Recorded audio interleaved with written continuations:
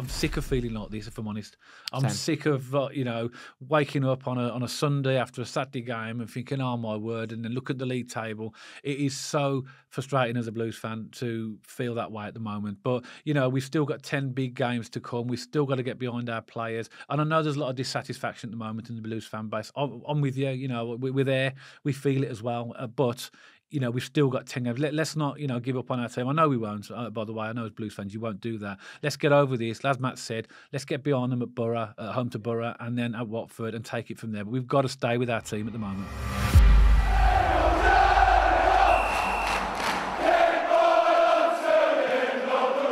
Welcome back to Small Heath Alliance FC, and on Saturday, Birmingham City lost 1-0 to Millwall at the Den with a 90th minute corner, and again it was a difficult one for us Blues fans to take given the context of how tight it is down the bottom half of that table, and it really was another underwhelming game with Blues struggling to get into it, make an impact and really grab anything from the game.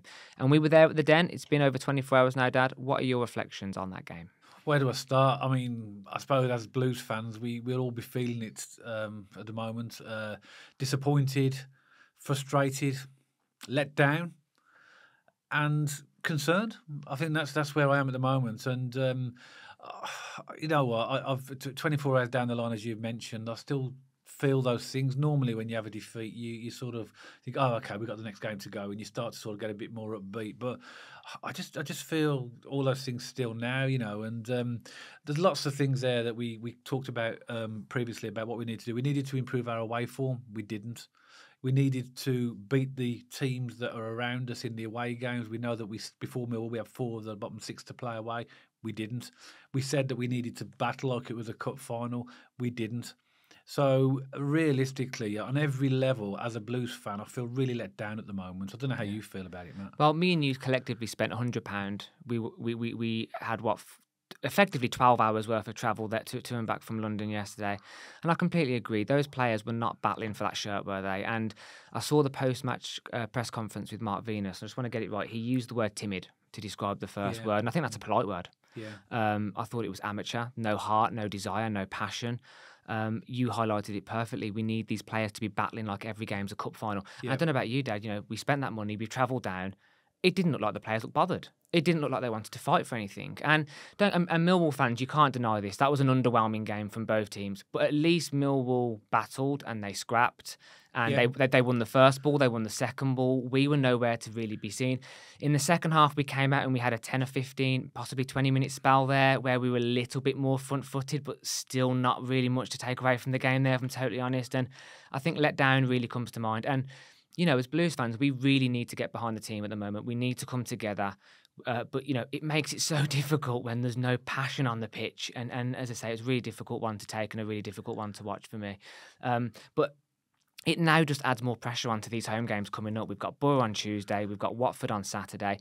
They were not necessarily must-win games, but they were big games. Now, losing to Millwall away in and around us, these home games are must-win games. And I think the management need to look at this, the owners of the club, Tom Wagner, Knighthead, and I would start reducing ticket prices now so we can start to get St.Andrews sold out. We need it rocking. We need the crowd behind the team because they need the 12th man. They need it. They need something to rally them up because I don't know whether you agree with me here, Dad. There's something missing. There's a fire not ignited. There's a passion missing from that team. Yeah, exactly. You don't go into battle, with that type of attitude, and it worries me when I look at other teams. We all, as Blues fans, we're watching all those teams around us, and I see teams like Huddersfield fighting. Okay, I know that as we speak, they've just lost 4-1 at home to West Bromwich Albion, but thank goodness for that. Yes, exactly. Thank goodness. They were winning 1-0 as well. That would have put us in the bottom 3. But I still see them fighting. I see them get their draw against Leeds United, and they have an upturn in form.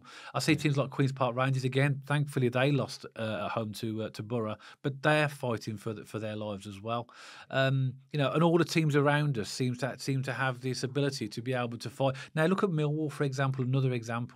They, as you mentioned, weren't the best team in this league by any means, but all their players appeared to be much more at it than ours, and that's why I think the first half was such a timid affair from us because they went out firing. And they didn't put any real good football together, to be honest, and that's just a blunt reflection of what they did or didn't do. But they hung in there. I actually think a point would have been a fair result, to be totally honest. I think both teams were poor.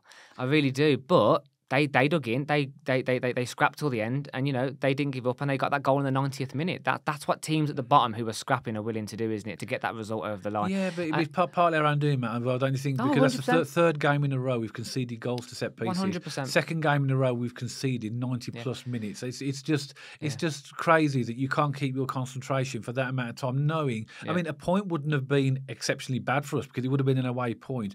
But I remember when they were taking the corner, I turned around to you and I said, "I hope Blues don't lose it here." Because you always feel we've got that weakness where I lose concentration. I don't know what Mark Roberts was doing, by the way. I don't like picking out individual players. You know that, but he seemed to want to almost like convince the referee he'd been fouled, and he pushed himself forward. But that dip allowed a free header for them to score, and I think that's just really, really poor. And we warned. If you look at the preview video, we warned against set pieces. We warned against their height. You picked out the players, Tanganga, wasn't it? I did. You picked him out. I picked out Tanganga to say that he's a threat in the air. And you're completely right. Mark Roberts, fair enough, by the way. I'm not necessarily saying it was a foul, but there was definitely a shove in the back. But he made a meal out of it. Like, if you're 6'4" and you're, a pretty heavy bloke, you don't fold like a piece of paper if someone gives you a little nudge in the back. No. And Mark Roberts, fair enough, he might have got a nudge, but you do not fold like that in the 90th minute when a corner comes in and you're marking Tanganga. No, you're focusing. You focus. You drive. Fighting for that point. You get into the 90th minute, so the game is nearly over. So you just focus. Also, as well, look at the stats as well. I'm absolutely amazed because Millwall are known for having really low possession. They have 48% in that game against us, which is probably the highest they've had for a long, long time. So that means we give them 48% of the ball when they're not used to having that. And that shows, again, maybe our lack of ability to keep the ball and control the game. Yeah. I don't know how the stats show that we had 16 shots, but I don't know where those all 16 shots from. We were there. I couldn't in my memory things, but we only have one on target. But me and you did a video about how we can improve immediately for Birmingham City this season, and you said we need more shots on target because 16 of those shots are probably still making their way to Coventry and Birmingham right now. Sorry, so. We can have 16 shots all you like if you're not hitting the target. I mean, one on target. Stansfield missed on the highlight. I mean, I saw, obviously we were at the game and we saw it in front of us. I didn't realise how much of a sitter he actually missed. Yeah. It was just outside the 6-yard box. He was on the turn. He absolutely just spooned it wide. And Miyoshi missed a good chance as well. So there were a few chances, but I think that was Millwall being poor than it was us being good. And I don't know how you feel about this, Dad, but we've paid our money, we've gone to London, we've come back. I can take a 1-0 defeat at the Den if the players leave all their hard work and drive and guts on the pitch. It would be difficult to take in the context of where we are right now. But that was such a disappointing drive home, wasn't it? There was no desire, no passion, no drive. Absolutely awful. Absolutely awful. And that's the thing. I think we're sick as Blues fans of having to come away from away defeats like that. Going back to our away record, all season, 1-3, drawn 3. Lost 13.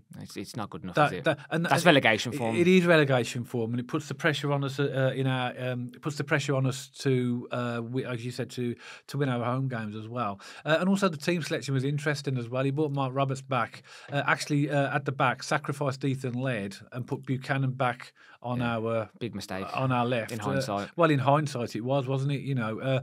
He kept Sunjic in as well in the midfield. Didn't get that either. Which I think was maybe. I think the reasoning behind that, I thought about this, was probably he wanted a combative midfielder to cope with or match what they had. And obviously, we all know what Sunjic is. Sunjic is what Sunjic is.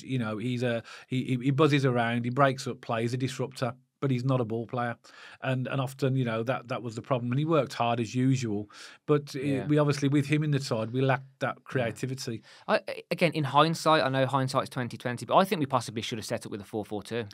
I think we possibly should have matched them with that formation, and I think it's I know it's a bit of not a cop out, but it's the easier style of play. I don't think our players are possibly capable of playing the formations that we're using at the moment. And I'm with you. I was surprised Mark Roberts was back. I thought he was going to keep the same defence as Hull, because actually against Hull, Iwu and Buchanan actually looked pretty okay. They looked comfortable. Yeah. I didn't think you don't want to change your centre halves too much. And Mark Roberts just looked uncomfortable for the entire 90, and he makes that big mistake at the end. So I'm just looking at my notes here just to give a few. Ruddy. made a few good saves, but his distribution was shocking. Always. How many times did he just give it straight back to Millwall?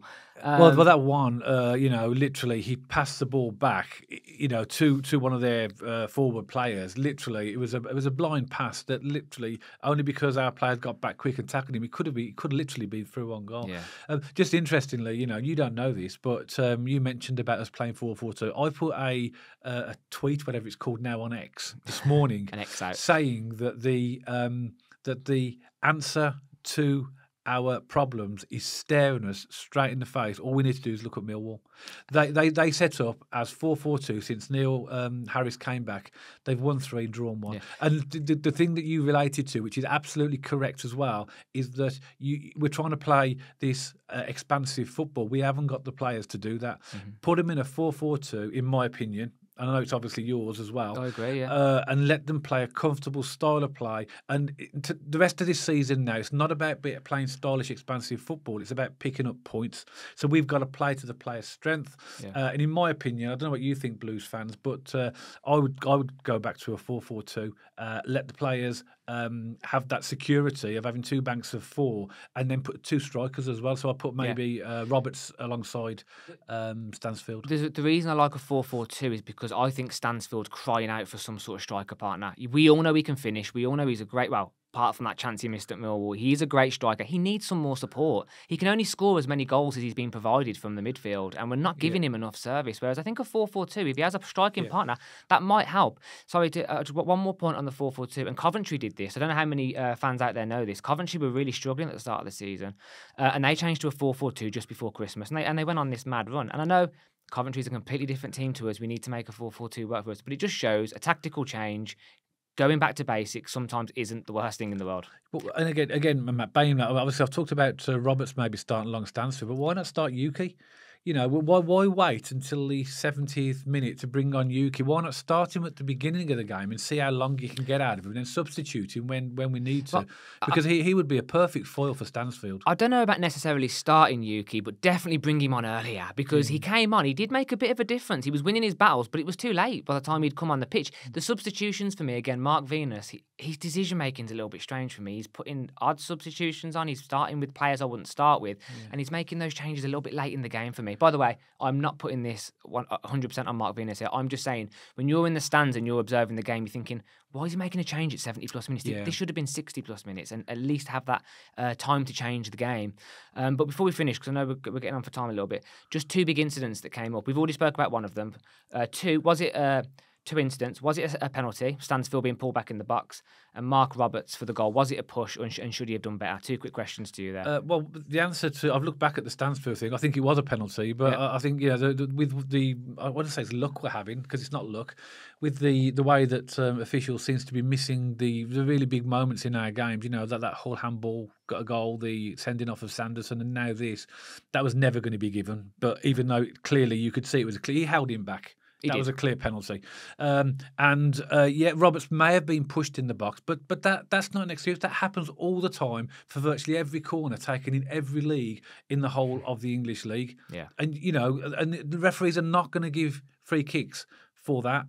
So you could say the answer to your question, it was definitely a push, but it was never going to be given. If anything, if I was Mark Roberts, being brutally honest, I'd be a bit embarrassed about that. In fact, I'd be very embarrassed about that. The fact you're 6'4", you're a big bloke, you've been pushed, and you crumble like a piece of paper. I'd be watching that back going, what? How embarrassing. He's a central defender, so he's got to expect that. Exactly. He must get it all the time, and if he stands up, that's not a goal. Yeah. So do you think he was looking for the foul by doing that? I think he was, and I think he thought he'd sold it to the referee, but you can't take that chance, because if they do score, which they did, the referee's going to give it, and he did. So I think that was really, really, really poor, unfortunately. I agree with you. I think it was a penalty on Stansfield. They definitely pulled him back. And I think Mark Roberts, questionable whether it was a foul, really. He should be doing significantly better in that incident. And that is what's cost us, effectively that goal at the end there, and it's lost us the game. But, you have to, how many times do we do this? You have to be focused for 90-plus minutes. Yep. We've switched off for a corner at the end and lost the game. Okay, I agree. And just one very final point for me. You raised it really about us getting behind our club. We do. All we've got as a club is the fans, really.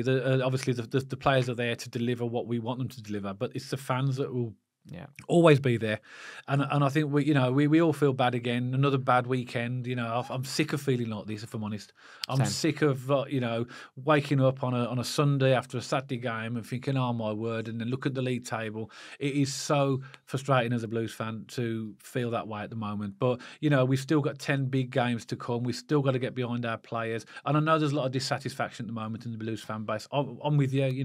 We're there. We feel it as well, but.